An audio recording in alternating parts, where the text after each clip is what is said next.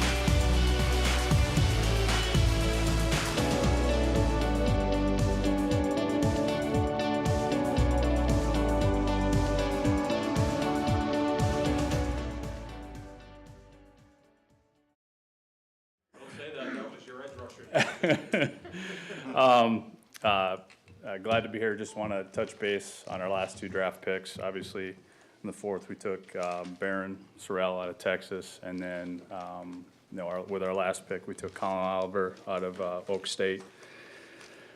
Just real quick on Barron, obviously, he was here, and you guys got a chance to see him, and what a cool moment that was.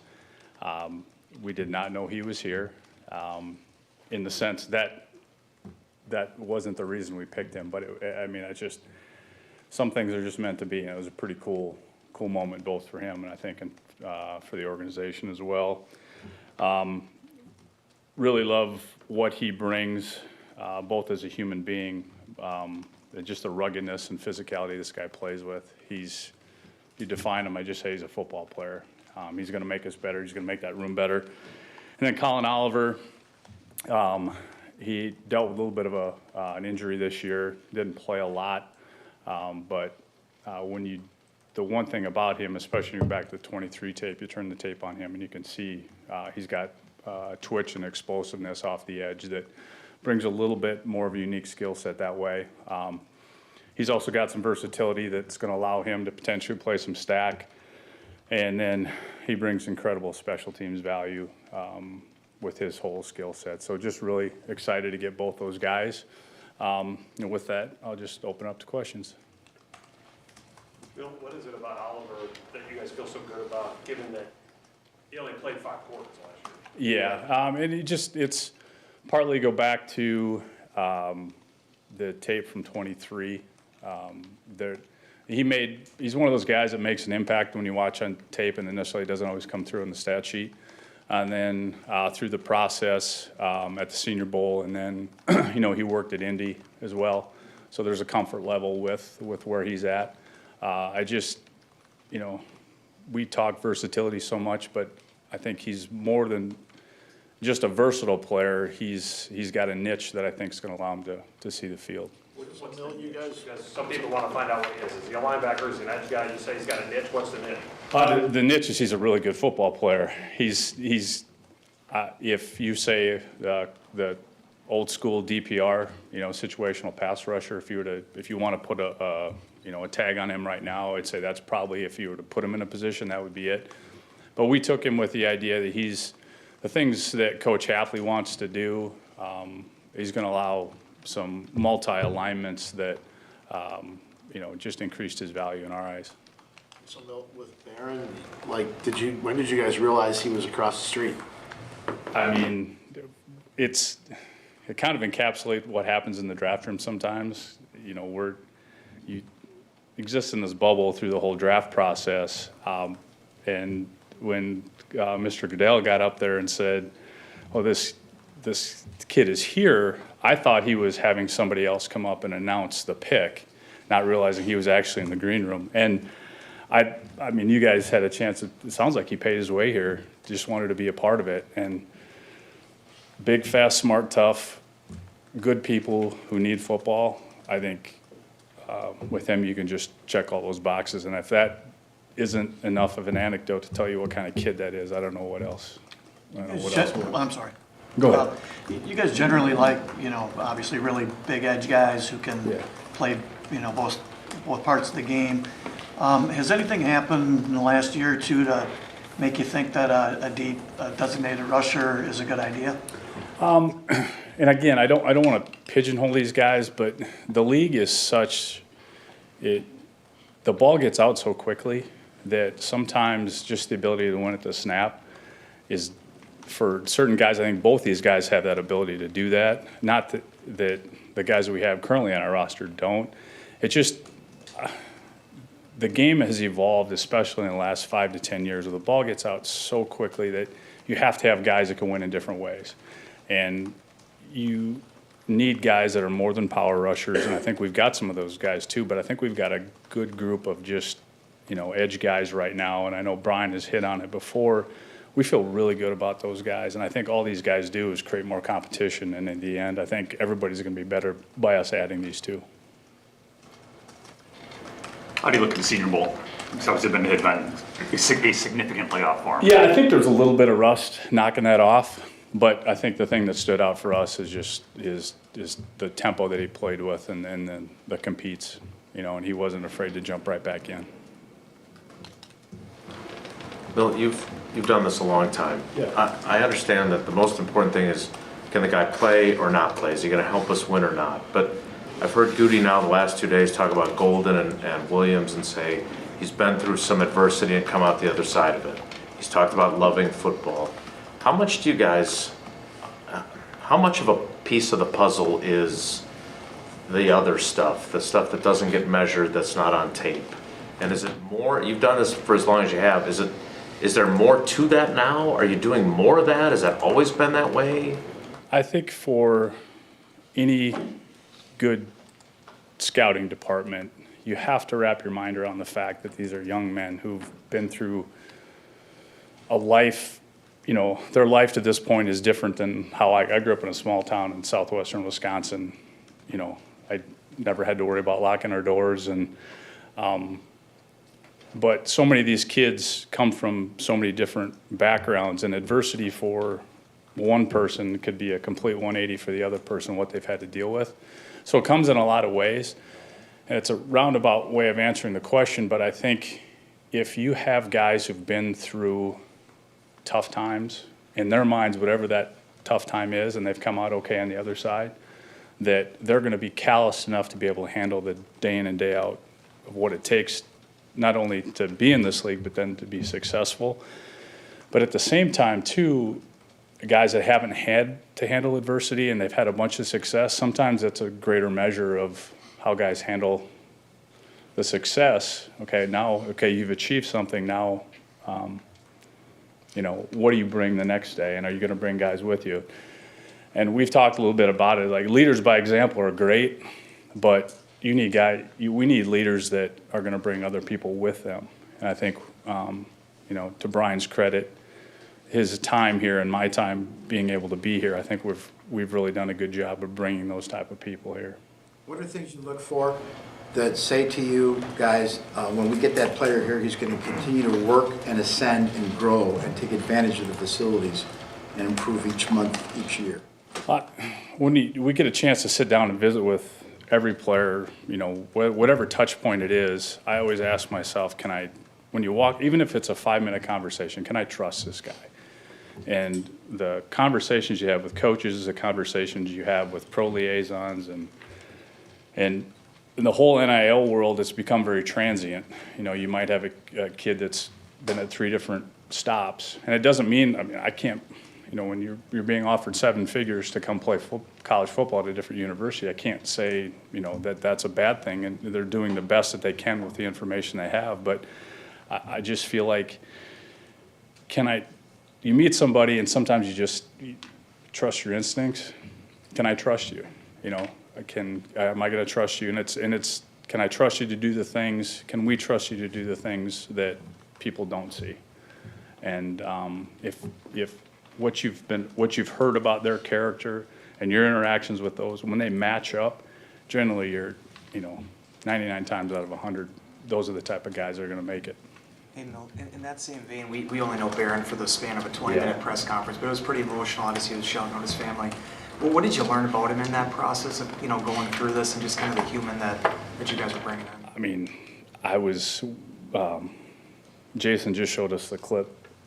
We were on the clock selecting Colin and not realizing that he had gotten that emotional, and it kind of chokes you up a little bit because you realize, you know, what it means, not just to be in the National Football League, but to be here. And for him to bet on himself, you know, if that guy stays healthy, he's going to play as long as he wants to. You mentioned Oliver can maybe play a little linebacker for you. Sure. Is that just because he's of that size, or you see something? He's done it. He's done it on tape earlier. He's played both. So, you know, for us, you know, we'll put him, you know, wherever Coach Hafley ends up. You know, our anticipation is we'll put him in the edge room, we'll put him in that group, and then as he comes in and works and competes, and if he shows that he's able to manage doing both, then I'm sure, you know, Coach will have, you know, opportunities for him to do both. And Milt, what allowed him to make such a big splash as a freshman? I mean, he was like freshman All-American and double-digit sacks and everything when he first came on the scene. Like, what about him? I think that goes back to, we talked about just his, we were talking a little bit about the get-off and the take-off and the natural twitch and athleticism. Sometimes you just put your hand on the ground and go. And I think that's a little bit of what he did, being a young kid, just saying, okay, I got to go try to make my mark, and, they obviously trust him to do it.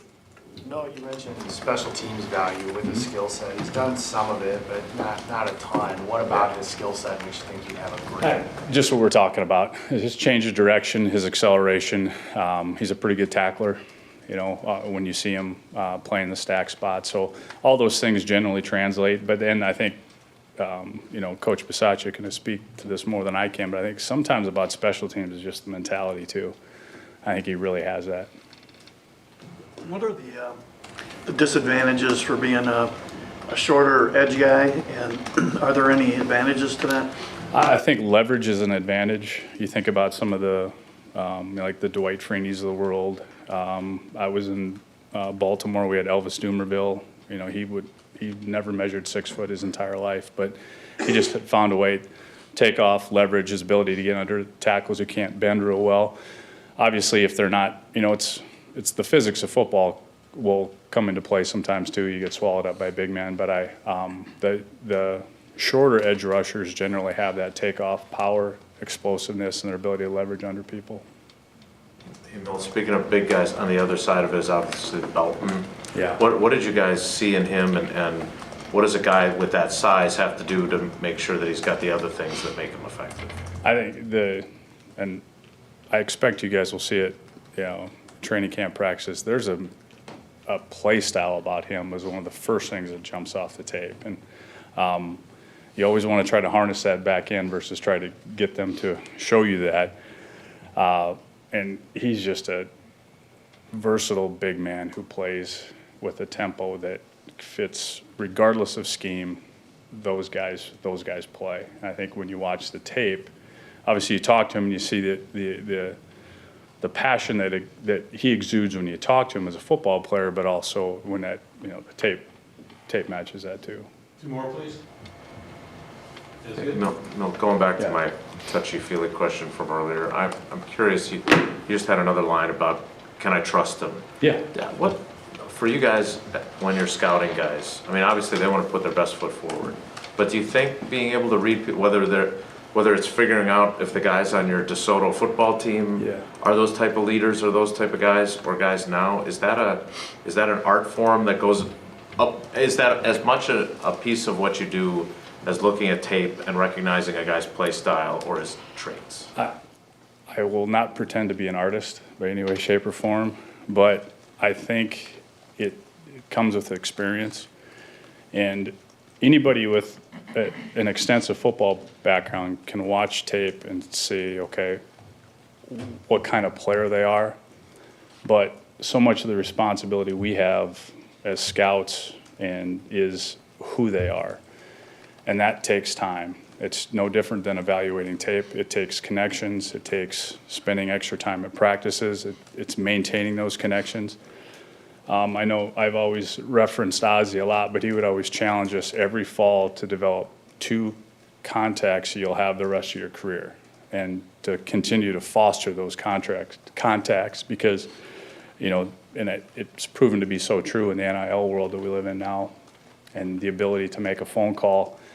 I always tell our scouts, you don't have to be in touch with every single guy in a building that you visit, but you have to have the one guy or one person that you can call to get the true story or the answer to the question that comes up. So it takes work, much like we ask our players to come in and work every day, and the personnel it takes the value of that is, it's priceless, and but ultimately it takes work.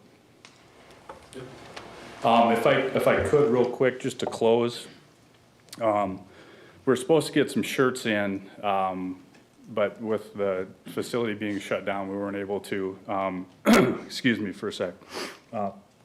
Matt Turpening is a college director for the Colts. He lost his wife 2 weeks ago.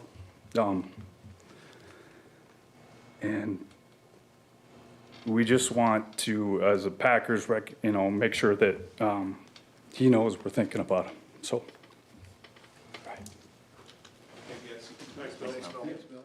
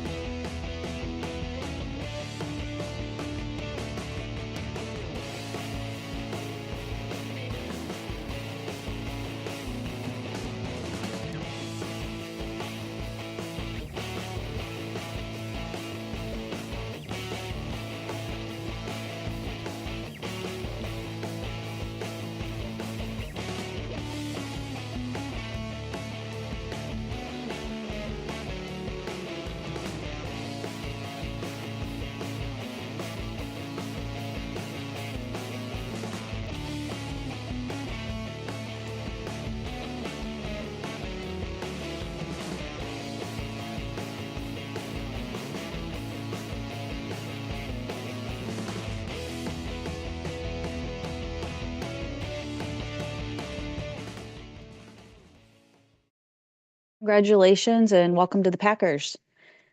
Hi, Sarah. Thank you, and I'm glad to be here. Good. We have a bunch of media on this call, so I'm going to open it up for questions, and I'll just call on them one by one, and they'll ask you a question. We'll Gotcha. go ahead. We'll get started with Mike Spofford. Go ahead, Mike. Hey, Colin, congratulations to you. Can you just take us through the day for you so far and just what it was like to get that phone call, kind of how it all went down and what your reaction was to getting that call? Yeah, a lot of waiting, but anxious waiting. Part of that process, right? It was very exciting, but also nerve-wracking. And just to get the call was a wave of emotions, dude. I brought out crying with my pops, my mom, my girl, my sisters, whole family's here. And just being here with them made that moment just that much more special. So it was a real cool moment. Right, so media are just joining us, so give us a second. Other questions, go ahead and raise your hands.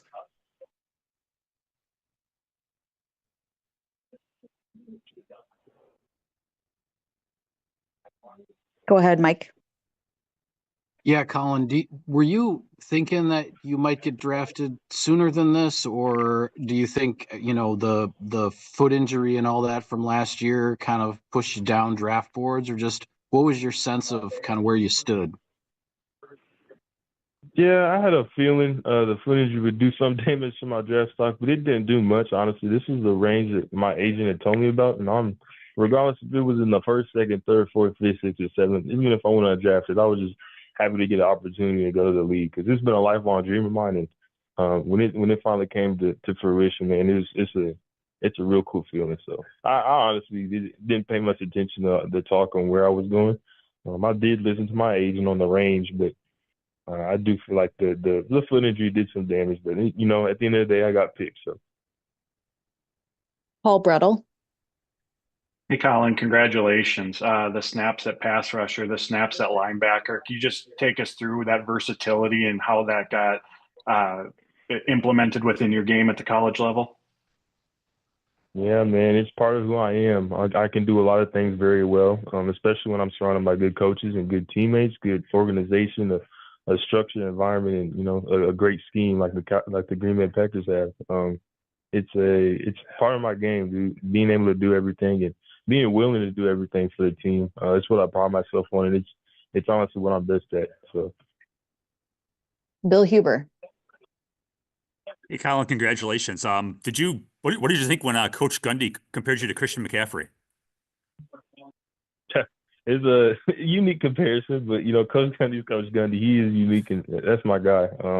I love Coach Gundy, and that comparison was pretty funny. Does it speak pretty well though to what you can bring to the table as far as being able to do a little this and a little of that? No doubt. Not only because he compared it to the offensive side, what McCaffrey could do to the offense, I could do for a defense, and it was a real cool comparison. I just found it funny that it was Christian McCaffrey, but it's Coach Gundy's way of saying I'm very versatile and I can bring a lot to a defense. So, Lauren Helmbrecht. Colin, congrats on being drafted. What do you know about the Green Bay Packers and Wisconsin? Historic Lambeau Field. You got cheeseheads. Fans are insane. It's where the draft is this year. It's very lit. The home team and it's a great organization, great coaching staff, very talented offense this year. They have a great defense, a scheme, a history of their defense. You have Clay Matthews and a bunch of guys who've been a lot of things for their defense. So I can't wait to fit into that mold and just be a part of this organization. I heard it's a great organization. Like I said, I can't wait. Can't wait to be part of it. Pete Doherty. Hey, Colin, wondering what your knee injury or your foot injury was, how you heard it, did you have surgery, and when were you healthy again? Yeah, I injured it on September 7th, had surgery on September 12th, and I was fully healed by December. The foot injury is of no concern for anybody, so I'm all good with that. Was it a broken foot or what was that? Yeah, it was a Jones fracture. I broke my 5th metatarsal bone. It was a pinky bone. Ashley Washburn. Hi, Colin. Congratulations. You had mentioned just the Packers defensive scheme. I was wondering how you think you fit into that and kind of what is your play style and approach when you take the field? And whatever the defensive coordinator wants me to play, it does not matter where I fit in at. To me, I feel like I can be a linebacker, edge rusher. I can be both.